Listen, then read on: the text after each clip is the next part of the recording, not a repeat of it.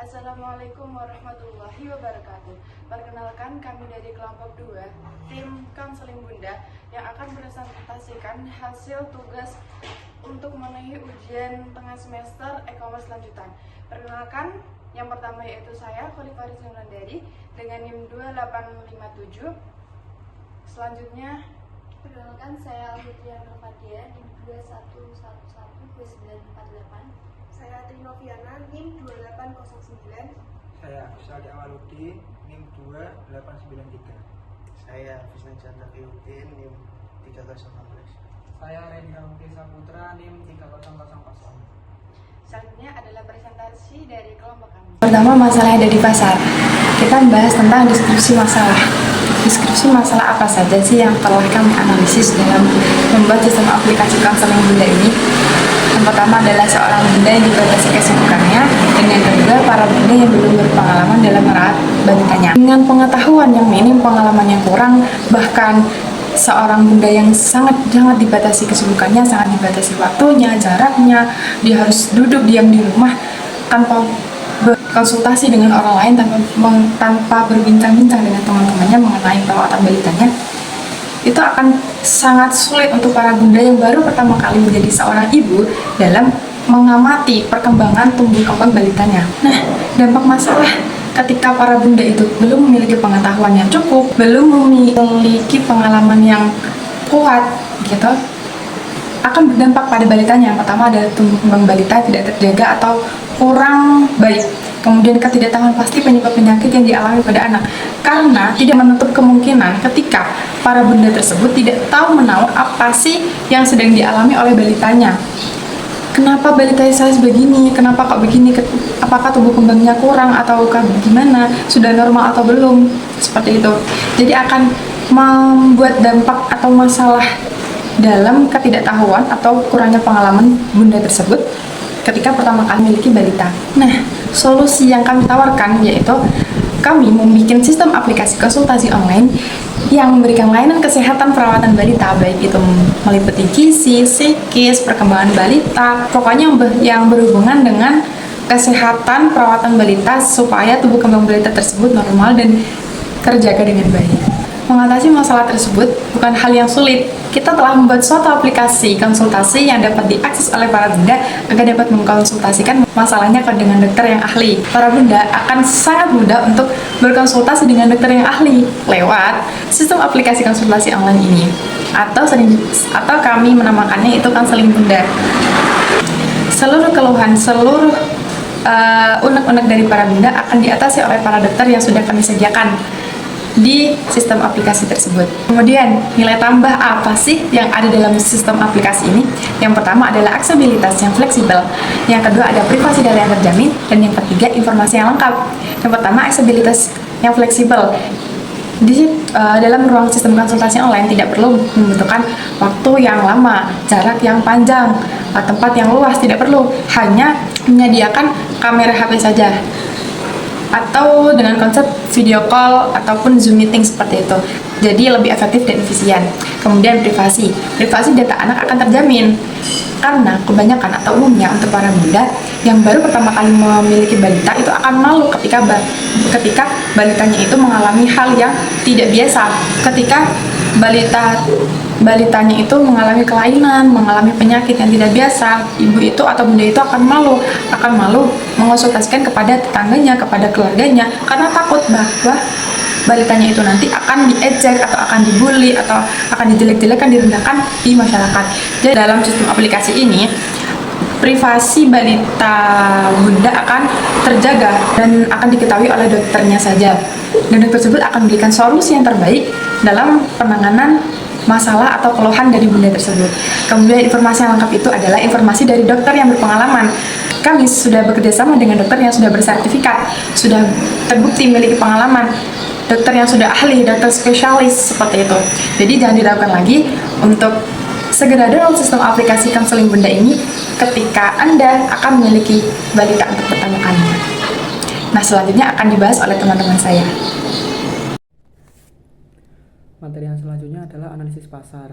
Yang pertama ada ukuran pasar potensial, yaitu ada peningkatan jumlah ibu yang bekerja, keterbatasan akses layanan kesehatan, dan perkembangan teknologi. Yang kedua berkaitan dengan segmen target audience. Yang pertama ibu menyusui, yang kedua ibu dengan balitanya, dan yang ketiga ibu dengan bayi baru lahir. Selanjutnya adalah mengenai tren pasar yang relevan. Pertama ada peningkatan minat pada kesehatan mental dan fisik, yang kedua personalification, yang ketiga telekonsultasi. Materi selanjutnya adalah model bisnis. Yang pertama ada model harga. Model harga yang digunakan oleh konsultasi Bunda adalah diskon paket konsultasi, yaitu menawarkan beberapa sesi dalam satu paket dengan harga yang lebih murah dalam per sesi dibandingkan harga satuan. Keuntungan dari model ini adalah menarik pelanggan yang menginginkan lebih banyak sesi dengan biaya yang lebih hemat. Contohnya dengan biaya 200.000 untuk 5 sesi konsultasi, diskon menjadi 250.000 jika dibeli satu persatu. Kemudian selanjutnya adalah saluran penjualan. Untuk e-commerce dalam konsultasi Bunda, saluran penjualannya dapat bervariasi tergantung dari target audiens dan juga model bisnis. Beberapa saluran penjualannya adalah sebagai berikut. Yang pertama adalah website atau platform e-commerce, yaitu memiliki website resmi atau platform khusus di mana calon pelanggan bisa mendaftar dan juga memesan layanan konsultasi secara langsung. Website ini dapat mencakup booking, pembayaran online, dan informasi lengkap mengenai layanan. Yang kedua adalah marketplace spesialis, yaitu bergabung dengan platform marketplace yang menyediakan layanan serupa. Misalnya marketplace khusus jasa seperti kesehatan, misalnya seperti Halodoc, Halodokter, atau SehatQ yang memungkinkan pengguna untuk mencari konsultan kesehatan atau parenting. Kemudian yang ketiga ada media sosial. Instagram, Facebook, TikTok, dan LinkedIn bisa menjadi alat penjualan yang sangat kuat. Memposting informasi dan tips serta testimoni dari klien akan meningkatkan kesadaran dan mengarahkan traffic ke layanan konsultasi. Yang terakhir ada aplikasi mobile. Jika target pasar menggunakan ponsel, maka kami dapat mempertimbangkan untuk membuat aplikasi khusus yang memudahkan pelanggan untuk memesan konsultasi secara langsung dan juga mengakses layanan pendukung lainnya. Kemudian selanjutnya ada akuisisi. Untuk akuisisi pelanggan dari e-commerce konsultasi Bunda dapat dilakukan melalui beberapa strategi efektif. Caranya adalah sebagai berikut. Yang pertama ada optimalisasi SEO. Pastikan website konsultasi Bunda, kami memastikan website konsultasi Bunda dioptimalkan untuk menjadi mesin pencari menggunakan kata kunci yang relevan seperti konsultasi parenting, kesehatan ibu, pendampingan ibu hamil. Ini dapat meningkatkan visibilitas organik. Yang kedua adalah membuat konten edukatif. Membuat konten berkualitas dalam bentuk artikel blog, video, atau podcast yang membahas topik-topik terkait kehamilan, kesehatan ibu atau parenting, serta kesehatan anak. Ini akan menarik minat calon pelanggan untuk mencari informasi terkait. Yang kemudian selanjutnya adalah media sosial, yaitu memanfaatkan platform seperti Instagram, Facebook, dan juga TikTok untuk membagikan konten inspiratif dan juga informatif. Serta untuk membuat komunitas di media sosial di mana para ibu bisa bertukar pengalaman dan bertanya tentang layanan konsultasi Bunda. Yang terakhir adalah influencer marketing, yaitu bekerja sama dengan influencer atau mom-blogger yang memiliki audiens yang relevan dengan produk atau layanan yang ditawarkan. Di sini saya akan menjelaskan tentang strategi pemasaran. Yang pertama ada rencana pemasaran. Rencana pemasaran di sini ada 3. Yang pertama brand awareness, yaitu metrik pemasaran atau untuk mengukur visibilitas atau pengakuan merek pada audiens target. Yang kedua ada blog dan artikel, yaitu berupa website. Dan yang ketiga ada promosi produk dan jasa, yaitu untuk menyampaikan informasi tentang produk atau jasa kepada konsumen dengan tujuan menarik minat. Selanjutnya ada peningkatan brand awareness. Yang pertama ada pengoptimalan media sosial, yaitu untuk meningkatkan kinerja dan efektivitas penggunaan media sosial. Yang kedua ada kolaborasi dengan influencer.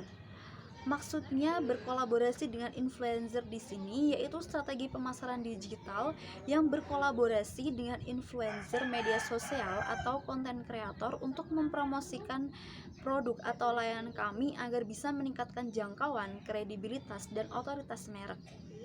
Yang terakhir ada pemasaran konten, yaitu strategi pemasaran yang melibatkan pembuatan atau penyebaran konten digital untuk melibatkan dan mempertahankan audiens target.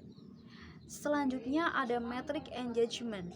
Yang pertama ada traffic website.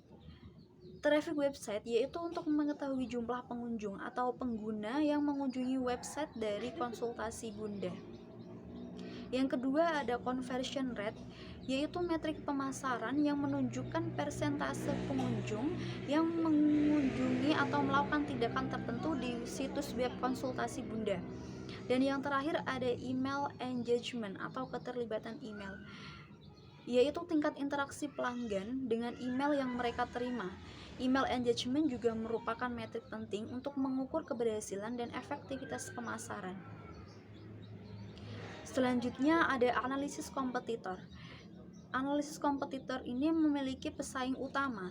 Pesaing utama di sini yaitu aplikasi parenting atau aplikasi kesehatan ibu dan anak, seperti persaingan bidang spesialis, persaingan teknologi dan platform, dan persaingan harga dengan paket lainnya dan paket layanan lainnya. Dan juga adanya komunitas online untuk para ibu. Selanjutnya ada keunggulan kompetitif. Keunggulan yang kita punya dari konsultasi Bunda ini yaitu yang pertama ada target audiens lebih spesifik, seperti spesialisasi pada isu keibuan, pendekatan empati dan psikologi, dan konselor yang berpengalaman. Yang kedua ada kualitas layanan yang baik atau Assalamualaikum warahmatullahi wabarakatuh. Di sini saya akan menjelaskan tim manajemen dari konseling Bunda. Yang pertama ada product manager, yang kedua ada developer, yang ketiga ada designer, yang keempat ada content writer, yang kelima marketing manager, dan yang keenam ada customer success manager. Untuk pengalaman dan keahlian product manager, yang pertama yaitu bidang pengembangan produk digital, fokus di aplikasi kesehatan. Dan untuk pengalaman dan keahlian developer yaitu ahli bahasa pemrograman. Dan untuk desainer, pengalaman dan keahlian menguasai berbagai alat desain. Dan untuk content writer, pengalaman dan keahlian penulis konten kesehatan dan parenting. Dan untuk marketing manager yaitu pemasaran digital. Dan selanjutnya yang terakhir ada customer success manager, yaitu menangani pertanyaan dan keluhan pengguna. Dan untuk peran penting dari product manager, yang pertama yaitu menjembatani antara tim teknis dan bisnis. Dan yang kedua, peran penting dari developer yaitu menerjemahkan desain. Terus yang ketiga, peran penting dari desainer yaitu meningkatkan engagement pengguna. Dan untuk peran penting content writer, membuat konten yang berkualitas. Dan peran penting dari marketing manager yaitu visibilitas pengguna. Dan untuk peran penting dari customer success manager yaitu menjaga hubungan yang kuat dengan pengguna. Pada tabel di samping menjelaskan bahwa prediksi pendapatan laba dirincikan sebagai berikut. Yang pertama yaitu jika pendapatan bersih yang diperoleh sebanyak 1.500.000 dan total biaya yang dikeluarkan sebanyak 1.200.000, maka laba bersih yang diperoleh yaitu sebanyak 300.000. Skema yang kedua yaitu jika pendapatan yang diperoleh sebesar 2.250.000 dan biaya yang dikeluarkan sebesar 1.500.000, maka laba bersih yang akan diperoleh yaitu sebesar 750. Untuk skema yang ketiga yaitu jika pendapatan yang diperoleh sebesar 3 juta dan total biaya yang dikeluarkan sebesar 1.800.000, maka laba bersih yang diperoleh yaitu sebesar 1.200.000.